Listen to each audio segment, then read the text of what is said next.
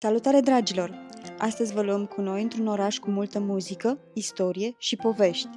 Vizităm casa lui Mozart, ne plimbăm pe străduțele pitorești și descoperim piețele pline de viață. Hai cu noi la pas prin Salzburg! Salutare, dragilor! Noi suntem Bugibii în vacanță. Suntem un cuplu pasionat de călătorii, de aventuri și de locuri ascunse care ne-au captivat inimile. Pe acest canal vrem să vă arătăm lumea prin ochii noștri, să descoperim împreună colțuri de rai, culturi fascinante și momente de neuitat. Așa că, dacă și tu iubești călătoriile, abonează-te și haide să trăim aceste experiențe magice împreună. După vizita noastră de la Eisreisenwelt, ne-am îndreptat către Salzburg. Tocmai am lăsat mașina într-o parcare subterană în apropiere de centru și acum încercăm să ieșim din acest tunel. Trebuie să recunoaștem că nu ne-am setat obiective clare de vizitat, ci mai degrabă unul singur. Ne dorim să vizităm casa în care s-a născut și a copilărit Mozart. În rest, vrem doar să ne plimbăm prin Salzburg și să vedem ce are orașul de oferit.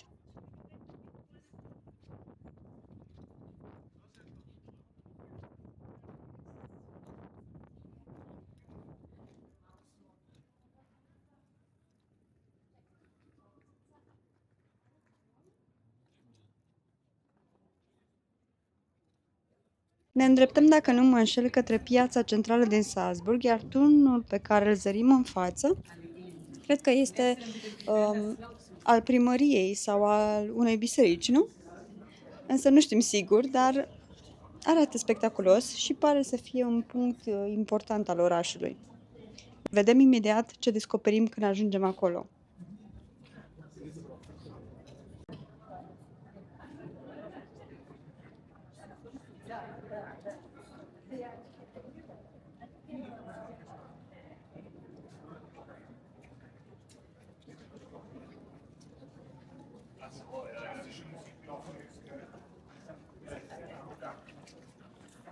Там що скажеш, як буде твоя дочка Тридицька Ксюша, не піднімала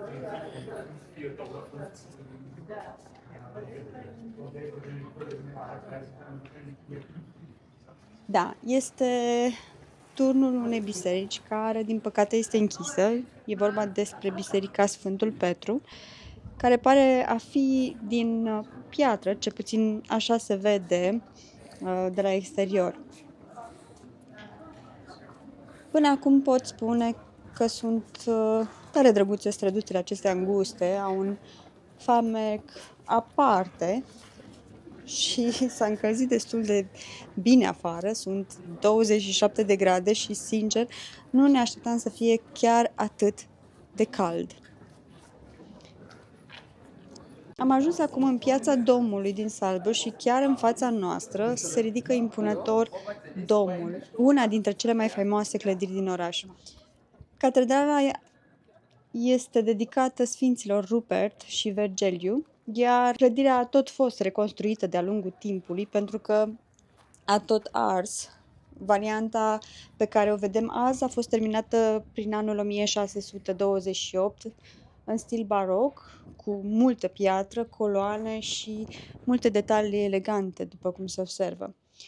Un lucru super interesant, aici a fost botezat chiar Mozart în cristelința originală care se află și azi în interiorul catedralei, deci e un loc cu greutate istorică. Iar în față, în mijlocul pieței, e un monument destul de spectaculos. Ce frumos se vede castelul de pe deal de aici, chiar din Golden Platz. E un loc plin de istorie și farmec, cu clădiri vechi și străzi înguste, care te poartă înapoi în timp așa puțin. Iar globul de aur, care dă și numele pieței, bineînțeles, este această sferă cunoscută ce strălucește în soare și atrage toate privirile. Piața a fost mereu un loc important pentru oamenii orașului, pentru că aici se adunau să cumpere, să vândă și să schimbe povești. Și cu cât pășim mai adânc în inima orașului, cu atât întâlnim tot mai mulți turiști din ce vedem noi, iar priveliștea spre castelul de pe deal dă o notă specială și aproape, hai să zic, magică întregii scene de aici. Pare cumva că trecutul și prezentul se întâlnesc sub lumina globului de aur. Îmi place să cred. Intrarea la dom costă 5 euro de persoană, asta în cazul în care vreți să-l vizitați, să știți această informație. Există și opțiunea să cumpărați Salzburg Card, care include acces gratuit la mai multe obiective turistice și, dacă nu mă înșel, și transportul în comun, iar prețul unui astfel de card pornește de la 31 de euro de persoană. Atât de mult îmi plac aceste embleme din fier forjat numite și Ausleger, deci mă duc cu gândul direct în trecut, la cum erau atunci aceste străduțe, câte povești ascund ele în spate.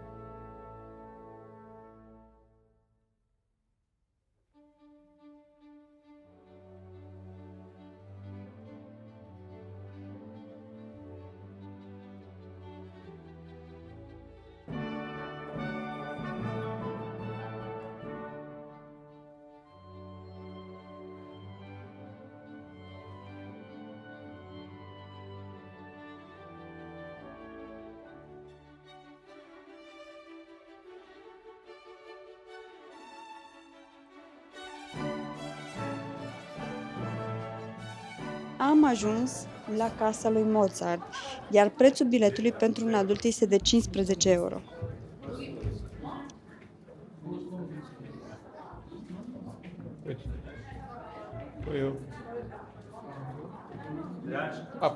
Am achiziționat biletele.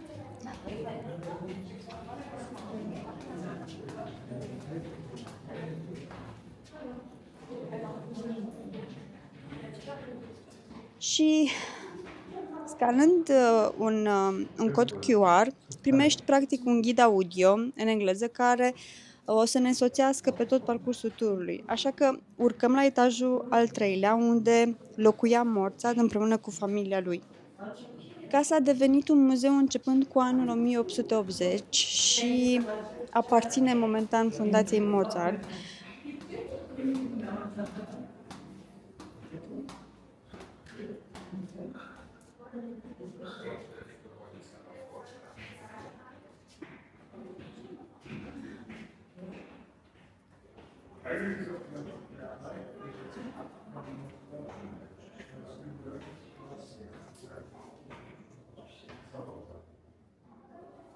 Aici avem o bucătărie veche.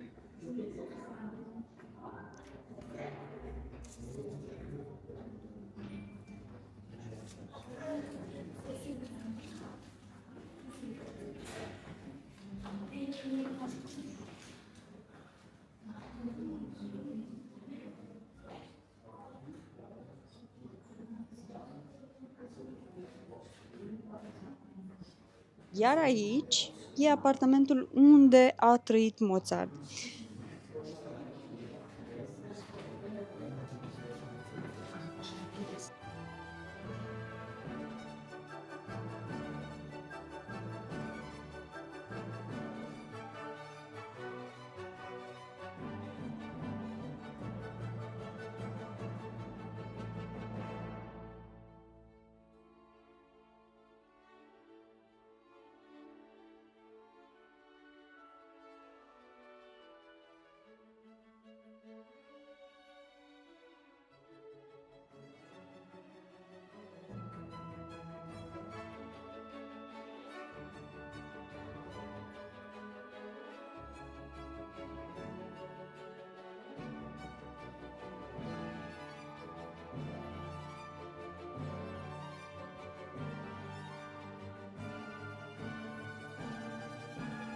Îmi place că sunt expuse portrete cu membrii familiei și se vede cât de importantă era muzica în viața lor.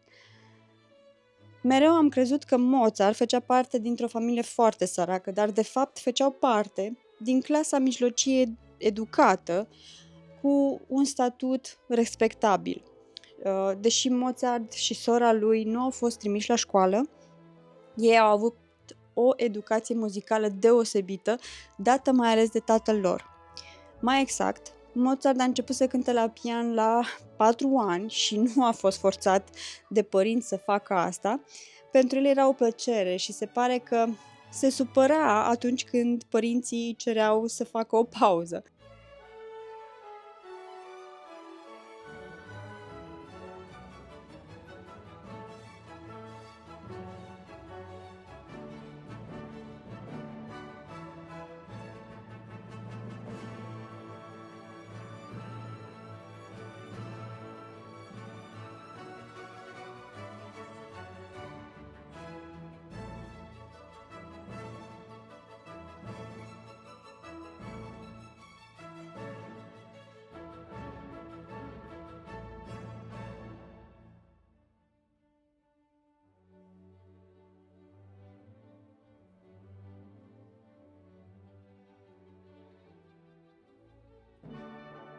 Prima piesă a scris-o undeva la vârsta de 5 ani, vă dați seama? În cadrul turului ni se prezintă și viața pe care a avut-o la Viena și ce a realizat de-a lungul timpului. A locuit în mai multe locuri și a cântat pentru 2 împărați.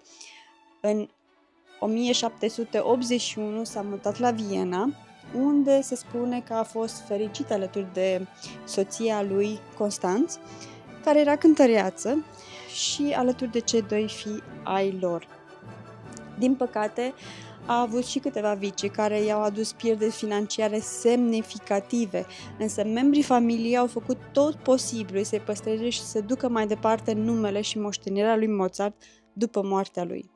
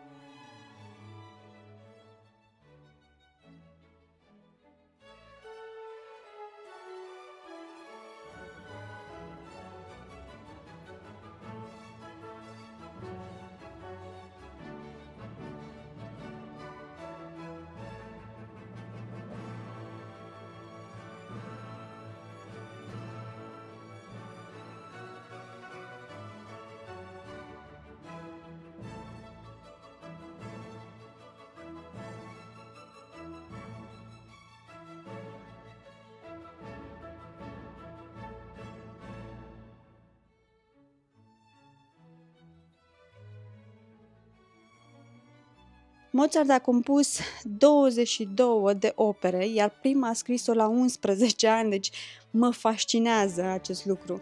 Unul dintre motivele pentru care a ales să se mute la Viena a fost tocmai dragostea lui pentru opere. În Salzburg, la acea vreme, nu exista o scenă dedicată acestui gen muzical.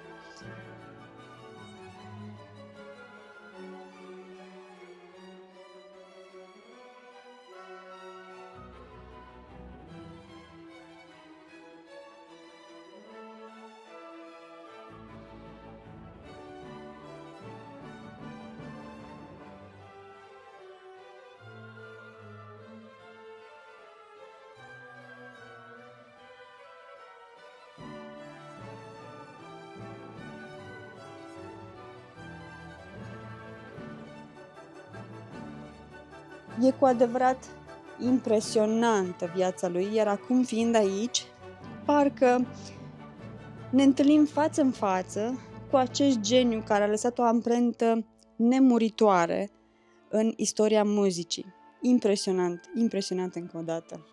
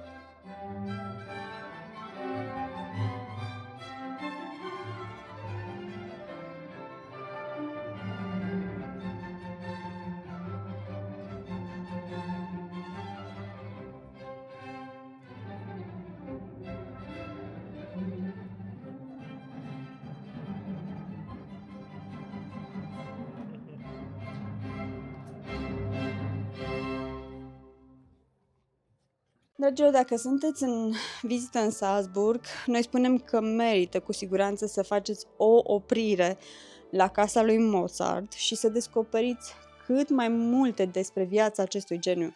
Au fost foarte multe informații pe care eu nu le știam, noi nu le știam despre el și pe care le-am aflat acum.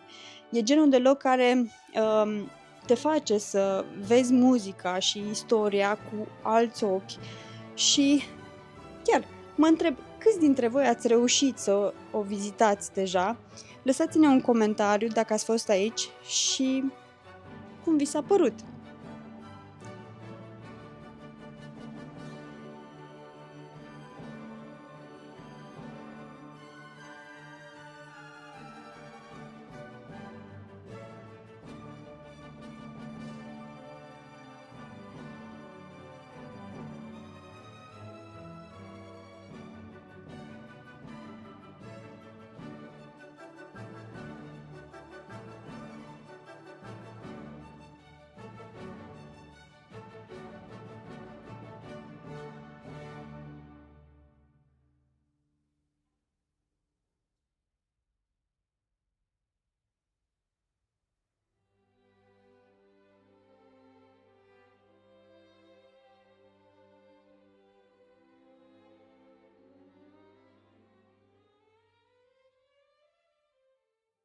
În multe puncte din oraș găsim bomboanele Mozart și cafenele care îi poartă numele.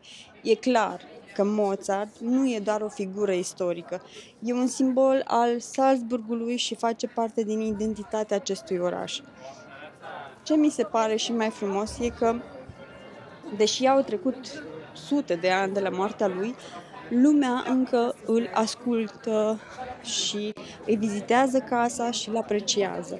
Asta spune multe despre impactul pe care l-a avut și cât de actual rămâne chiar și azi.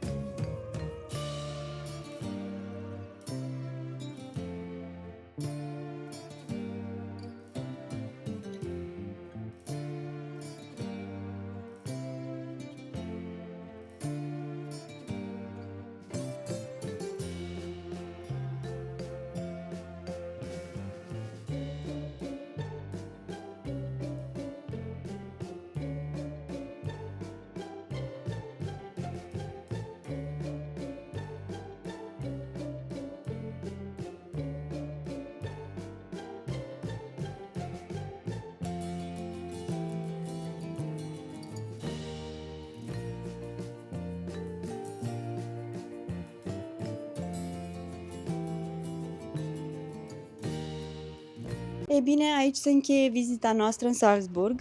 Ca impresii generale, orașul este drăguț. Pe alocuri am putea spune că seamănă cu Clujul și ne bucurăm că am reușit să vizităm casa lui Mozart. A fost una dintre dorințele noastre mari din această vizită.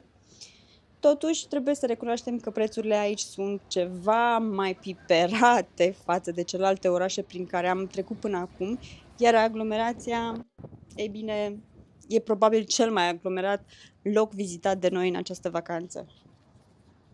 Chiar și așa, Salzburg rămâne un oraș cu un farmec aparte, unde muzica plutește așa puțin în aer, iar dacă sunteți prin zonă, merită să-i acordați o zi sau poate două, depinde cât de pasionați de muzică sunteți sau pur și simplu vă place să explorați orașe cu suflet și vreți să bifați mai multe obiective turistice din acest oraș. Iar până la următoarea noastră oprire, vă mulțumim că ați fost alături de noi și nu uitați să vă colorați viața cu amintiri prețioase. V-am pupat, dragilor!